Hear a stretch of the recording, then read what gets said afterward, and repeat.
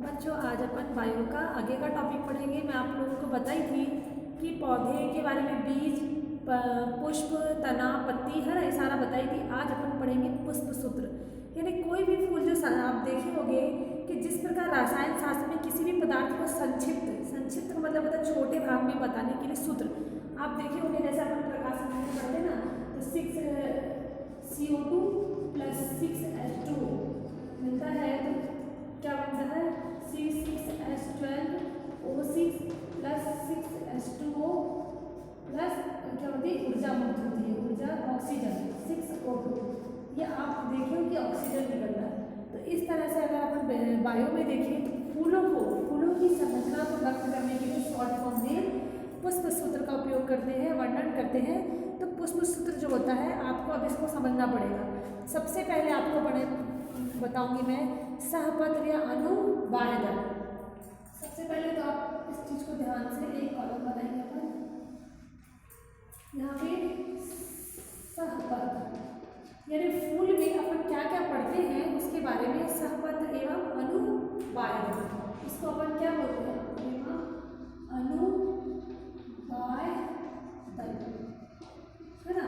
इसको अगर अपन व्यक्त करेंगे सूत्र में तो BR से, ठीक है। अब अपन का आता है इसी में, इसको अपन क्या बोलते हैं, सहपत्री में आपको बताइए थी कि कोई जो फूल होता है उसके चारों जो ये ग्रीन वाला भाग होता है इसी को अपन क्या बोलते हैं, सहपत्री बोलते हैं। हरे वाले भाग को ये वो होता है, तो इसको अपन क्या बोलेंगे, सहपत्री। यानी बाहर अगर अपन देख रहे हैं तो ये सहपत्री होगा। EBR होगा तो सहपत्रहीन। अगर मान लो EBR लिखा है तो सहपत्रहीन, यानी उसमें सहपत्र नहीं पाया जाता फूल में, ठीक है। अगर वो केवल BRL है तो सहपत्रिका युक्त, है ना, BRL, तो इसको अपन लिखेंगे सहपत्रिका युक्त, यानी इसमें सहपत्रिका है, ठीक है। फिर इसमें एक और आता है E, अगर लिखेंगे तो अनुबाह्य दल। अगर वो E है तो अनुबाह्य दल, यानी ये बाहर की तरफ से सपोर्ट करता है फूल को, ठीक है ना, सूत्र के हिसाब से। अब ये तो आपका A हो गया। अगर अपन B देखते हैं, इसका B भाग में जाएंगे तो B में अपन का आता है सममिति। सममिति का मतलब होता है सममिति।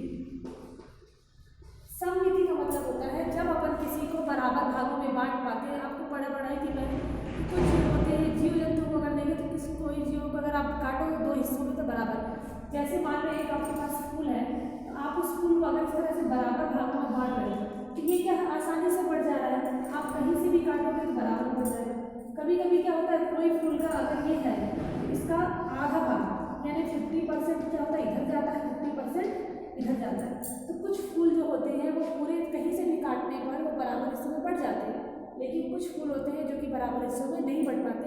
तो फूलों को बराबर हिस्सों में बांटने के लिए इसको अपन बोलते हैं, इसी को अपन क्या बोलते हैं, सममिति।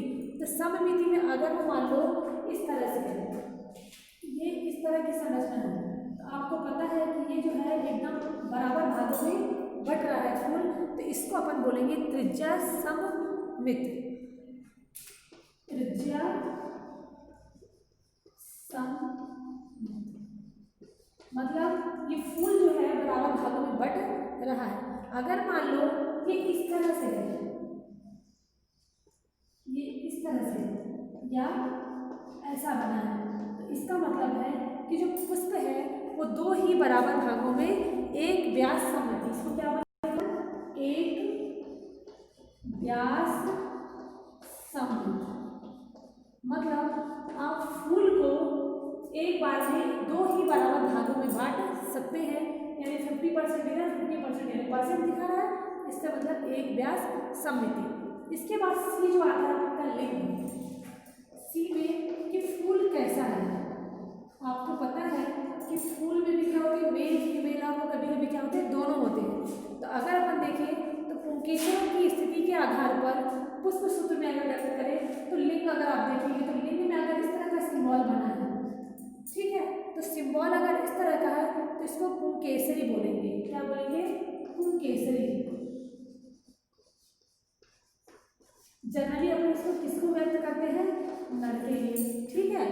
और अगर ये इस तरह का है, यानी ओ बनने के बाद आपका यहाँ पे प्लस है, प्लस में है, मतलब ये कैसा होता है? स्त्री केसर, यानी पुंकेसर यानी नर भाग। फिर ये स्त्री केसर, स्त्री केसर मतलब ये किसको व्यक्त करता है? फूल की कौन सी उसको लिंग पर दर्शा है? ये मादा को।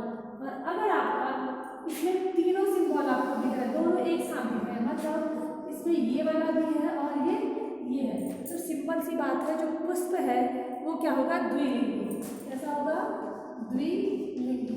मतलब पुष्प में मेल और फीमेल दोनों क्या है? साथ साथ में है। अब आता है बाह्य दल।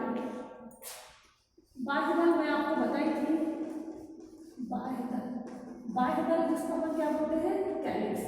कैलिक्स अगर बाह्य दल है आपका, तो अगर ये इस तरह से है, इसको अपन किससे दर्शाएंगे? बाह्य दल को के से। ठीक है ना। इस के को अपन क्या बोलेंगे? बाह्य दल पुंज। ठीक है। बाह्य दल पुंज में अगर मान लीजिए के से है, तो के को अपन क्या बोलते हैं? इसको बाह्य दल। ठीक है। इसको क्या बोलेंगे? बाह्य दल। बाह्य दल यानी जिसको आप पंखुड़ी बोलते हैं, पुष्प की क्या होती है? वो पंखुड़ी। तो पुष्प सूत्र पढ़ने से पहले आपको छोटी छोटी चीजों को सूत्र के बारे में पता होना चाहिए, जैसे सहपत्री, सहपत्री। इसी तरह से बाह्य दल, दल यानी पुष्प की पंखुड़ियां जो होती हैं, उसको अपन किससे दर्शाएंगे? के से दर्शाएंगे। लेकिन अगर वो के फोर है, के फोर यानी पुष्प दल की जो बाह्य दल है अगर 4 है, तो इसको अपन बोलेंगे 4 पृथक, 4 पृथक बाह्य दल। यानी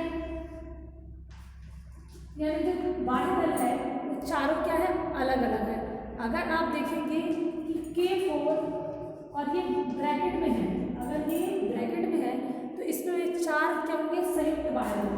कैसे होंगे? 4 संयुक्त बाह्य दल। यानी आपको पता है कि जो अगर वो स्वतंत्र है, पृथक है, तो मतलब अलग अलग है पंखुड़ियाँ उनकी चारों, लेकिन अगर वो आपस में जुड़ी है तो उसको अपन कैसे दर्शाएंगे? इस तरह से। इसके बाद अपन का ये आता है करोला। हमें बताएं बाह्य दल, बाह्य दल के बाद आता है दलपुंज। दलपुंज, दलपुंज यानी कैलिक्स के बाद क्या आता है? करोला। करोला में बताई थी कि पुष्प का किसको दर्शाते हैं? इसको क्या बोलेंगे? दलपुंज, दलपुंज। बाह्य दल यानी कैलिक्स, फिर दलपुंज। अगर ये भी दलपुंज, अगर ये भी मान लो C4 है, तो 4 पृथक, 4 क्या हो जाएंगे? पृथक बाह्य दल। ठीक है। और ये C4 में ब्रैकेट में है, तो 4 संयुक्त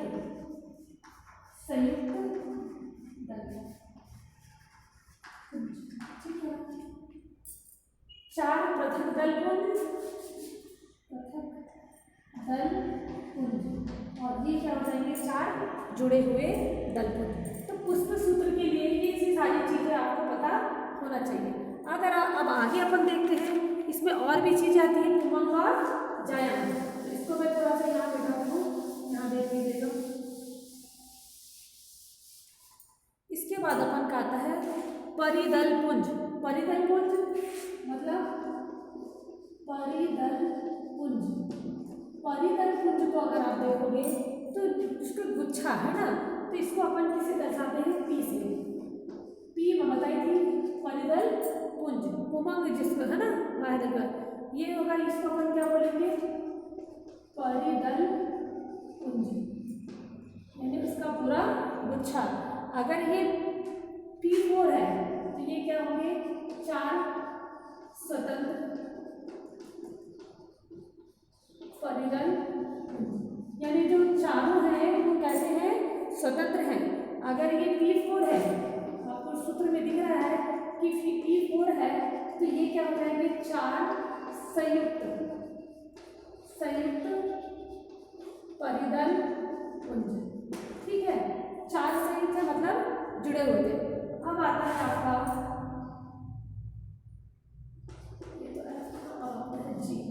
जी में आता है आपका पुमंग। पुमंग यानी पुष्प का कौन सा भाग होता है? पुमंग, पुंकेसरों की संख्या यानी पुमंग। उमंग यानी मेल भाग, है ना। तो उमंग को अपन किससे दर्शाते हैं, ए से, सूत्र में किससे दर्शाएंगे, ए से। अगर ये ए है तो इसको अपन क्या बोलेंगे, उमंग यानी 5 जो है इसके नर भाग यानी उमंग। उमंग अगर ये A5 है, मान लीजिए सूत्र में A5 लिखा है, तो A5 को अपन क्या बोलेंगे, 5 पृथक पुंकेसर। क्या होंगे, 5 पृथक पुंकेसर। 5 पृथक पुंकेसर यानी फूलों के पुंकेसर जो है 5 अलग अलग है। अगर ये A5 है और ये ब्रैकेट में है तो ये क्या होंगे, संयुक्त जुड़े हुए। अब अगर मान लो ये A5 + 5 है तो 10 हो गए, 5 और 5 10, तो 5 के चक्रों में कितने हो जाएंगे, 10 पुंकेसर।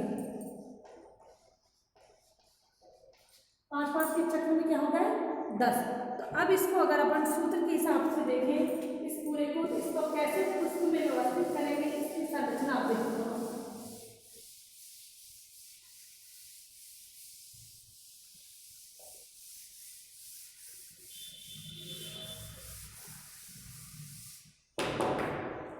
अब अपन इसकी संरचना अगर देखें, पुष्प चित्र अथवा पुष्प रेखा आरेख देखिए आप। अपन क्या लिखेंगे, पुष्प सूत्र व आरेख। आरेख यानी इसको आप लिखोगे कैसे, डायग्राम बनाओगे कैसे। अगर मान लो, अगर आपको दिख रहा है डायग्राम में ये इस तरह का, ये एक छोटा सा ये करके ये वाला साइन अगर आपको दिख रहा है प्लस वाला, ठीक है, तो या और ये कैसे लिख सकते हैं अपन, ये 50-50, ठीक है। इसको बोलते हैं अपन जाइगोमॉर्फिक।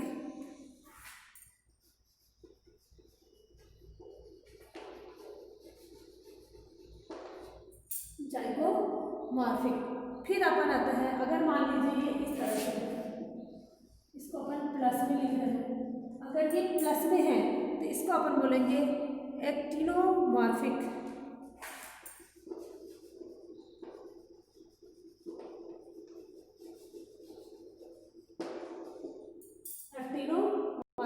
फिर इसमें अगर आपको ये इस तरह का है तो इसको अपन ने क्या बोला, मेल, ठीक है, ठीक है। फिर इसके बाद फीमेल,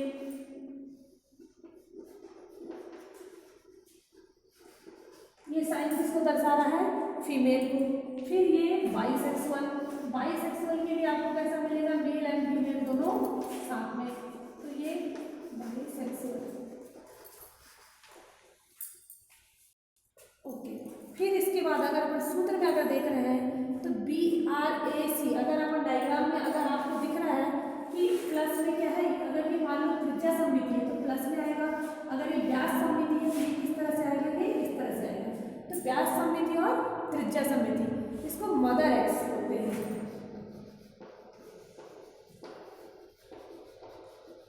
मदर एक्स।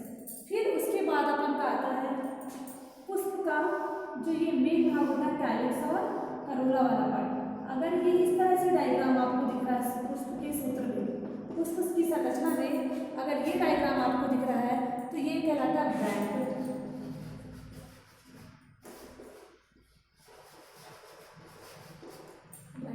फिर इसके बाद आता है कैलिक्स। तो कैलिक्स जब जिसका अपोजिट होगा और वो कैसा होगा, बिल्कुल ब्लैंक होगा, तो इसको अपन बोलते हैं कैलिक्स।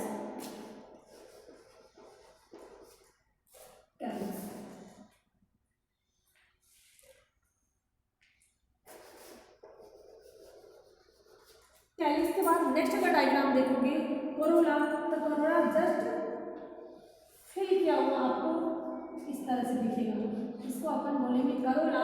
फिर करोला के बाद आपका आता है साइन, ये प्लस, ये जुड़ा हुआ भाग, ये आपका हुआ कैलिक्स और करोला। तो बच्चों ये आपको डायग्राम को पूरा समझना पड़ेगा। अब इसमें अगर मान लो ये जो इसमें पुमंग और जायांग है उसकी संरचना अगर देखें अपन, तो वो भी डायग्राम आपको किस तरह से बनेगा, इस तरह की संरचना देखने को मिलेगी। कभी मोनोकार्ड है, बाइकार्ड है, तो ये इस तरह से आएगा। तो ये सारे डायग्राम्स को आपको करने के बाद ही पुष्प सूत्र को मैं आपको पूरा डिटेल इसका बताऊंगी। तो ये सारी चीज़ें अपनी कॉपी में करेंगे और एक दो पॉइंट जो इसके छूट रहे हैं उसको आपको अपनी कॉपी में पूरा बुक से देख करके अच्छे से लिखना है। तो पुष्प